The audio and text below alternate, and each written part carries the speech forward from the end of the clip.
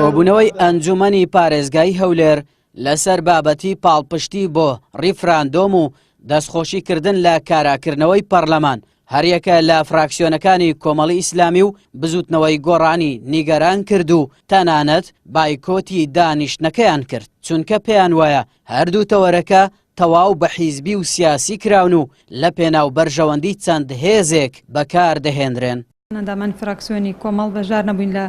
کۆبوونەوەی ئەمڕۆ ئەنجومەن پارێزگا لەبەرەوەی ئەو بابەتەکەوە بڵێم پاڵپشتیکردنی ڕفراندۆمە بابەتێکە هیچ پەیوەندی بە ئەنجومەن پارێزگاوە نیە و بابەتێکی سیاسی تەواوە بە پێویستمان نەزانی و هەروە بە زیاترشمان زانێکەوە بابەتە بهێنرێتە کۆبوونەوەی ئەنجومەن پارێزگا. ئەندامێکی ئەنجومەن لە فراکسیۆنی گۆڕانیش دەڵێت 2 ساڵە پەرلەمان پەک خراوە کەچی ئەنجومەن هاوخەمی بۆ دەرنەبڕی بەڵام بۆ کاراکردنەوەیەکی پڕ لە کێشە بابەتەکەیان کردە خشتەی کار. هاوکات لەبارەی ڕیفراندۆمیشەوە دەڵێت تا ئێستا لەگەڵ ئەوەدانین ڕیفراندۆم بەم هەموو کەم و کوڕیەوە ئەنجام بدرێت.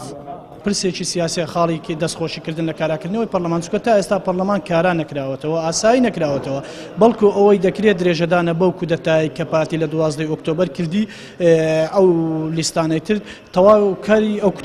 کودەتای پارتینە و ناکرێت ئەنجومەنی پارێزگا تێکەڵ بەو کێشمە سیاسیانە بکرێت چۆن لە کاتی خۆی لە کاتی پەخستنی پەرلەمانی کوردستان ئەنجومەنی پارێزگا هیچ هەڵوێستێکی نەبووە و هیچ بەیان و هیچ ڕوونکردنەوەیەکی نەبوو بۆ ئەم بابەتە دەکرا ئێستاش بە هەمان شێوە بێدەنجی هەڵبژاردبایە لەگەڵ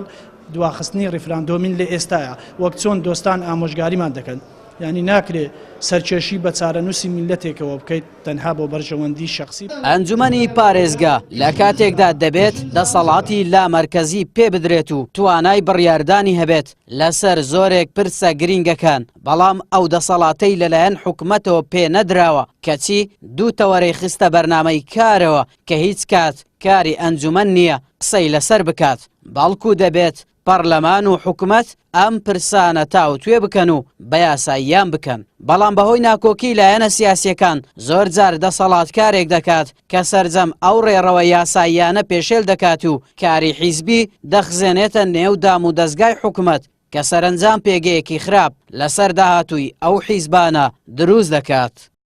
ئاراس عەزیز کەناڵی پێام هەولێر.